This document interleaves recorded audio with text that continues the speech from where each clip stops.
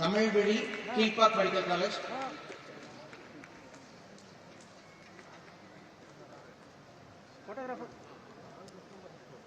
Nivas Sarvendra Madurai medical college,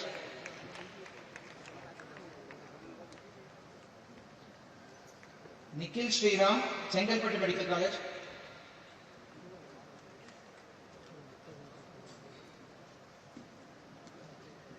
Oviya Karthikeyan Vellore medical college,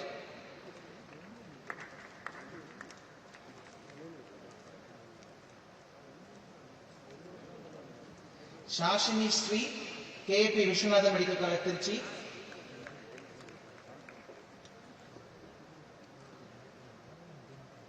நிக்ஷிதா VS Mohankumar Mangalam medical college Salem,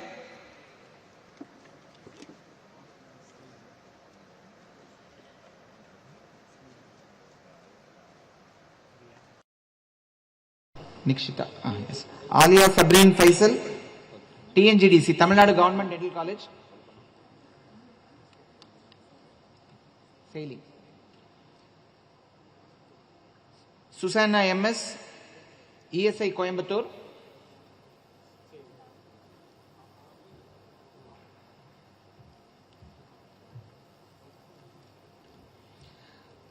கௌரிநாத் Karur medical college.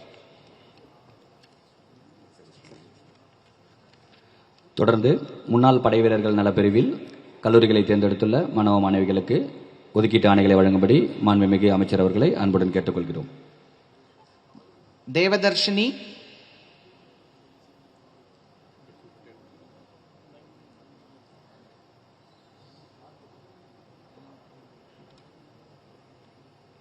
Devadarshini, Stanley medical college,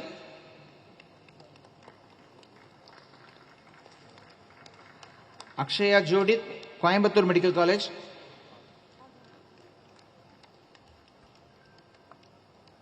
Ratnaprabha Omandurar medical college,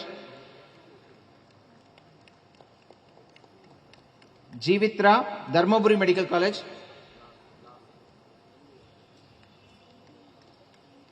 Nithin Tiruvannamalai medical college,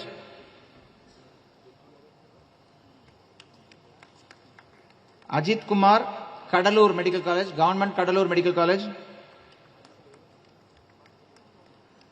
Akalya Thoothukudi medical college,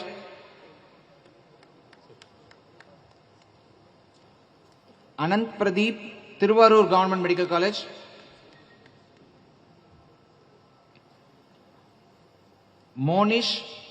Monish Nagapattinam medical college,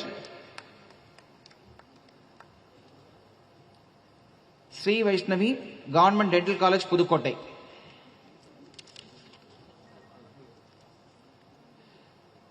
துணை இயக்குனர் தேர்வுக்குழு மருத்துவக் கல்வி மற்றும் ஆராய்ச்சி இயக்ககம் அவர்களை நன்றி உரையாற்றும்படி அன்புடன் கேட்டுக்கொள்கிறோம்.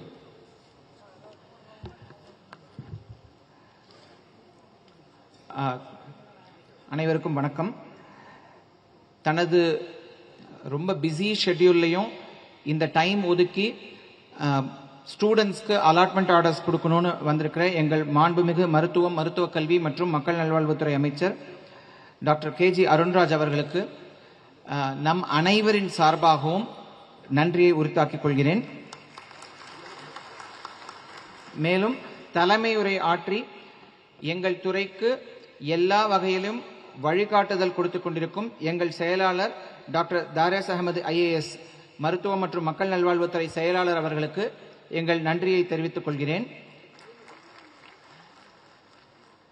எங்கள் மருத்துவக் கல்வி இயக்குனர் மற்றும் தேர்வுக்குழு செயலாளர் ஆகிய அனைத்து பொறுப்புகளையும் வகித்து எங்களை எல்லா வகையிலும் இந்த ஒவ்வொரு ஃபங்க்ஷனுக்கும் எல்லா வகையிலும் எங்களுக்கு கைடு பண்ணி எங்களை அட்வைஸ் கொடுத்து எங்களை முழுசாக நடத்தி வர எங்களோட டைரக்டர் மேடம் டாக்டர் லோகநாயகி அவர்களுக்கு என் நன்றியை தெரிவித்துக் கொள்கிறேன்.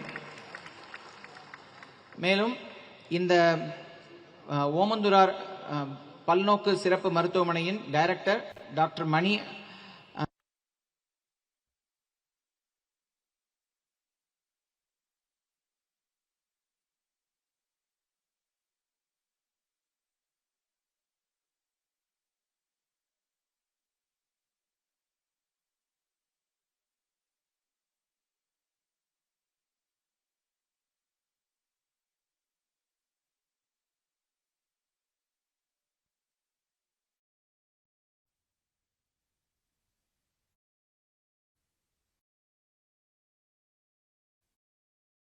வரைக்கும் நம்ம வந்து ஸ்க்ரூட்டினி பண்ணிட்டே இருந்தோம்.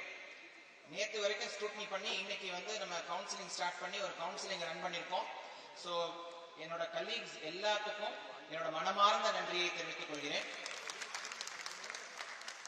ஸ்டூடெண்ட்ஸ், பேரண்ட்ஸ், உங்க ஒத்துழைப்பு இல்லைன்னா இன்னைக்கு வந்து இந்த ப்ரோக்ராமை ரீசனபிளான டைம்குள்ள இப்படியெல்லாம் நடத்த முடியாது.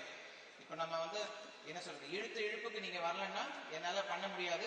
ஸோ அனைத்து பெற்றோர்களுக்கும் மாணவர்களுக்கும் என் பணிவான நன்றியை தெரிவித்துக் கொள்கிறேன். ஊடகத்துறை நண்பர்கள், நாங்க சொல்லும் போதெல்லாம் இந்த இன்ஃபர்மேஷன் பப்ளிக்கை ரீச் பண்ணோம்னா உங்களால் இல்லைன்னா முடியாது. ஸோ பல வந்து இப்போ ஒரு நோட்டிபிகேஷன் வருது அப்படின்னா நான் வந்து 2 பேருக்கு சொன்னேன்னா நீங்க உடனே இதை வந்து மக்களுக்கு கொண்டு செல்வீங்க. ஊடகத்துறை நண்பர்களுக்கு என் நன்றியை தெரிவித்துக் கொள்கிறேன். மேலும் இந்த ப்ரோக்ராம் அரேஞ்ச் பண்ண ஆடியோ விஷுவல் மற்றும் எல்லா வகையிலும் எங்களுக்கு உதவி செய்த அனைவருக்கும் என் நன்றியை தெரிவித்துக் கொள்கிறேன். இங்க யாரையாவது மிஸ் பண்ணியிருந்தேன்னா sorry, but anyway my thanks to you all. இப்போ எங்களுக்கு இந்த கவுன்சிலிங்காகவே வந்து டாக்டர்ஸ்லாம் ஹெல்ப் பண்றாங்க. ஸோ கவுன்சிலிங்காகவே அடிஷனல் ஸ்டாஃப் நம்ம ரெக்ரூட் பண்றோம். எல்லாருக்கும் என்னோட தேங்க்ஸ். தேங்க்யூ. இந்த இணைய விழாவின் நிறைவாக நாட்டுப்பண் அனைவரும் இணைந்து நிற்கும்படி அன்புடன் கேட்டுக்கொள்கிறேன்.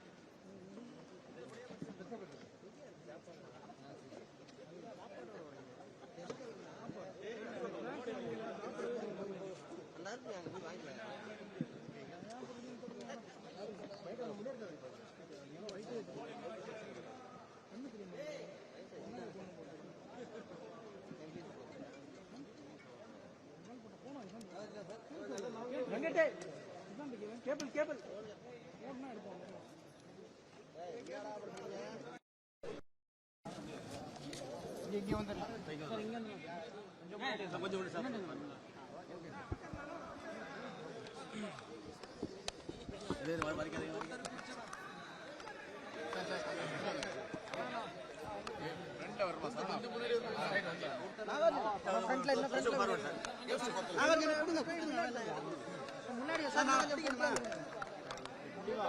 டவுன் பண்ணீங்க தெரியாது.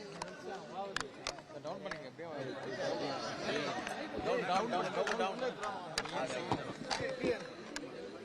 லோகோ டவுன்பா.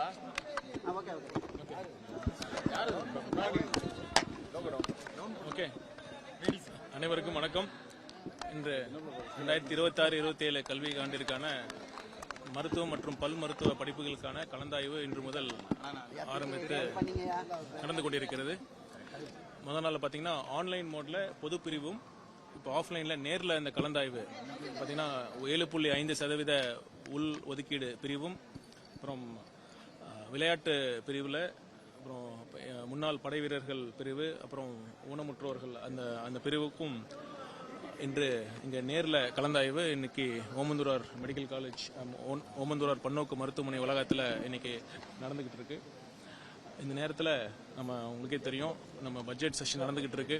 மானிய கோரிக்கை நம்ம எல்லாரும் தயார் பண்ணிட்டு இருக்கிறோம். திங்கட்கிழமை மருத்துவத்துறைக்கான மானிய கோரிக்கை, அதில் அந்த பணிகளை நம்மலாம் இருந்துட்டு இருக்கோம். இருந்தும் இந்த மாணவர்கள் தேர்ச்சி பெற்ற மாணவர்களுக்கு நேரில் வந்து நம்ம அவங்களுடைய அந்த அப்பாயின்மெண்ட் ஜாயினிங் ஆர்டர்ஸை நம்ம கொடுக்கணுங்கிறது தான் மாண்புமிகு முதலமைச்சர் அவர்களுடைய எண்ணம். அதற்காக தான் நம்ம நேரில் வந்து அவங்களுக்கெல்லாம் கொடுத்துருக்கோம். இந்த நீட் தேர்வில் வெற்றி பெற்ற மாணவர்கள் அனைவருக்கும், அவர்கள் பெற்றோர்களுக்கும் இந்த அரசின் சார்பாகவும் முதலமைச்சர் அவர்களின் சார்பாகவும் மனமார்ந்த வாழ்த்துக்களை தெரிவித்துக் கொள்கிறேன். அனைத்து மருத்துவர்களும் அவங்க துறையில் மிகப்பெரிய ஒரு சாதிக்க வேண்டும். இந்த சமுதாயத்திற்கு அவர்கள் ஒரு நல்ல ஒரு சேவை ஆற்ற வேண்டும் என்று இந்த நேரத்தில் தெரிவித்துக் கொள்கிறேன். சார், இந்த 7.5 ரிசர்வேஷன் லாஸ்ட் 18K பீரியட்லேருந்து எக்ஸிஸ்டிங்காக இருக்குது. நீட்டுக்கு எதிரான நம்மளோட பேட்டில் லீகல் வேலை இருந்தாலும் லாஸ்ட்டு கலையரசன் கமிட்டி ப்ரொபோஸ்ட் வந்து 10% இருந்தது. நம்ம அதை 7.5லேருந்து இன்னும் 2.5% அதிகரிக்கிறதுக்கான வாய்ப்புகள் இருக்கு இந்த நீட்டுக்கான லீகல் பேட்டில் முடிகிற வரைக்கும். நீங்கள் சொன்ன மாதிரி இப்போ இந்த செஷனில் கூட இந்த பட்ஜெட் கூட்டத்தொடரில் கூட நம்ம இந்த அரசு நீட்டுக்கு எதிரான தீர்மானத்தை நம்ம கொண்டு வந்தோம். ஒரு மனதாக நம்ம நிறைவேற்றி இருக்கிறோம். நம்ம நீட்டில் அனைத்து அரசியல் கட்சிகளும் ஒரு மனதாக இது நமக்கு தேவையில்லை, இது மாநில உரிமைகளுக்கு எதிரானது, ஏழை எளிய மக்களுக்கு எதிரானது, இதனால் நம்ம தனியார் பயிற்சி நிறுவனங்கள் தான் பயனடைகிறாங்க அப்படின்னு நம்ம தொடர்ந்து சொல்லிட்டு இருக்கோம்.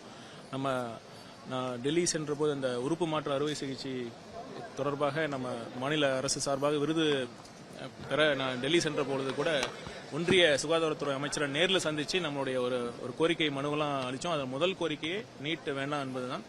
நம்ம அதனால் தொடர்ந்து நம்ம அரசு சார்பாகவும் சொல்லிட்டு இருக்கோம், சட்ட போராட்டத்தின் மூலமாகவும் நம்ம சொல்லிட்டு தான் இருக்கோம். கண்டிப்பாக நம்ம எல்லாரும் யுனைட்டடாக இருந்தால் நிச்சயம் ஒரு நாள் நமக்கு அந்த நம்ம மாநில உரிமையை பெற்றுக்கொள்வோம் அப்படிங்கிற நம்பிக்கை இருக்கு.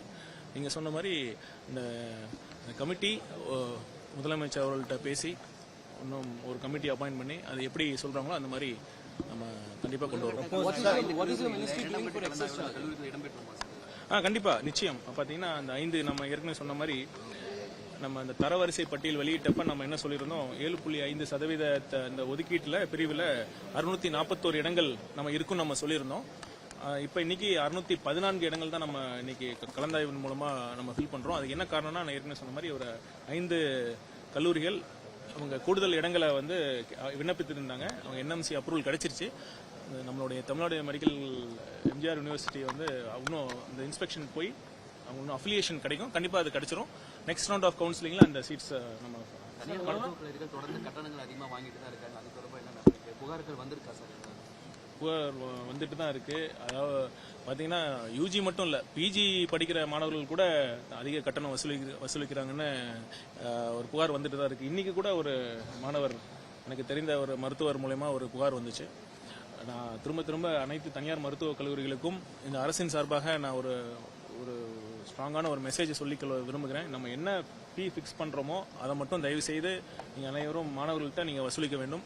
அதை மீறி நீங்கள் வசூலித்தால் இந்த புகார் தெரிவிக்கும் பட்சத்தில் ஒரு வெளிப்படையான ஒரு என்கொயரி, ஒரு விசாரணை மேற்கொண்டு அது குற்றம் நிரூபிக்கப்பட்டால் கண்டிப்பாக சட்டப்படி நம்ம நடவடிக்கை எடுப்போம். அதனால மீண்டும் ஒரு முறை அனைத்து தனியார் கல்லூரி அந்த கல்லூரிகளுக்கும் நாம தாழ்மையுடன் கேட்டுக்கிறது என்னன்னா, தயவு செய்து அதிக கட்டணம் வசூலிக்க வேண்டாம் என்பதை தான் நான் கேட்டுக்கிறோம். Most of these complaints are anonymous because they could not come forward with their identity. So how do you go ahead legally? See, this is the problem with most of the complainants, because they are when we go for an inquiry, they are not able to come forward and submit this evidences. When we call for their bank statements on proof of payment, they are not able to produce this evidence. That is the reason why we are not able to proceed in those cases. But in few cases we are able to get this evidences, and definitely we will act on that. Sir, இப்போ இந்த அரசு மருத்துவமனைகள்ல இன்னைக்கு வந்து maintain பண்றதுக்கான funds இல்லை அப்படின்ற மாதிரி சொல்லுங்க. இந்த பட்ஜெட்ல அதுக்காக அதான் திங்கட்கிழமை தான் மானிய கோரிக்கை வரப்போது. கண்டிப்பாக முதலமைச்சர் அவர்களோட வழிகாட்டுதலின்படி நம்ம ஒரு சிறந்த அறிவிப்புகள்லாம் நம்ம கொடுக்கணும் அப்படிங்கிறதான் முதலமைச்சர் நமக்கு சொல்லியிருக்காங்க. தொடர்ந்து அவரோட வழிகாட்டுதல் பேரில் நம்ம இயங்கிட்டு இருக்கோம். ஒரு திங்கட்கிழமை நம்ம சந்திப்போம். திங்கட்கிழமை ஒரு நல்ல அறிவிப்புகளோடு நான் தமிழக மக்களுக்கு அந்த மானிய கோரிக்கை அன்னைக்கு நான் வழங்க போகிறேன்.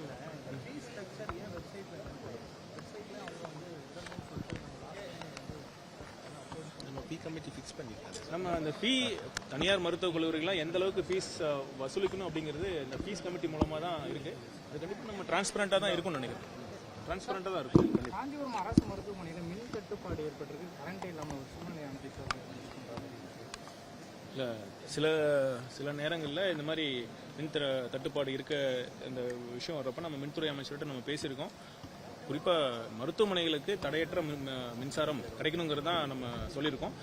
இப்போ பார்த்தீங்கன்னா எங்கேயுமே மின்தடை இல்லாத ஒரு சூழல் தான் உருவாக்கணுங்கிறது தான் முதலமைச்சர் சொல்லிட்டு இருக்காரு. அது கண்டிப்பாக அது அனைத்து இந்த பிரச்சனை அதை பற்றி சீர் செய்ய தொடர்ந்து நீட் தேர்வு முட்டை ஆங்காங்கே கட்டு ஒரு காணொலி சமூக வலைதளங்கள் ஆமாம், ஒரு சமூக வலைத்தளங்களில் ஒரு காணொளி நானும் பார்த்தேன்.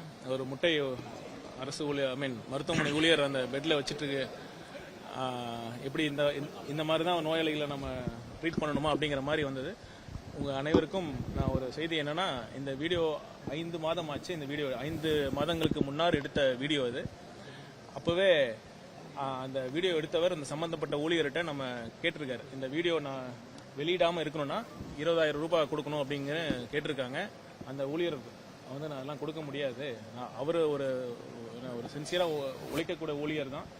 அதாவது முட்டை அந்த ஓடோட தான் இருக்கக்கூடிய முட்டை தான் அது. அவர் அந்த பர்டிகுலர் அந்த பேஷண்ட்டுக்கு அவரோட விருப்பத்தை அவர் சொன்ன பேரில் தான் நான் மாதிரி கூட அட்டண்டர்ஸ் இல்லை, நீங்கள் பெட்டில் வச்சிருங்க அப்படின்னு சொன்னதன் பேரில் தான் அந்த முட்டையை அப்படி வச்சிருக்காங்க. நம்ம அந்த காணொலி வந்தது உடனேயே நம்ம ஒரு என்கொயரி கமிட்டி பண்ணிட்டு அவர் டீன் ஒரு ரிப்போர்ட் கொடுத்துருக்காங்க. 5 மாதங்களுக்கு முன்னால் எடுக்கப்பட்ட அது ஒரு காணொலி, அதை தவறாக பயன்படுத்த நோக்கத்தில் தான் எடுத்திருக்காங்க. அதனால அவங்க வந்து அந்த கேட்ட பணத்தை கொடுக்கவில்லை என்பதால் அந்த வீடியோ வெளியிட்டிருக்காங்க. அந்த மாதிரி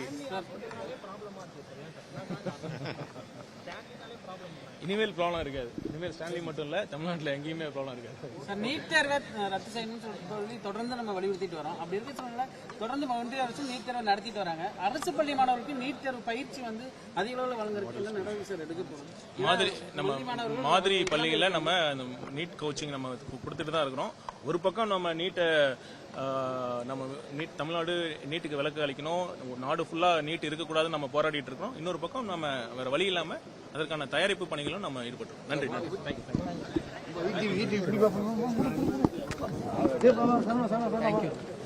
கேமரா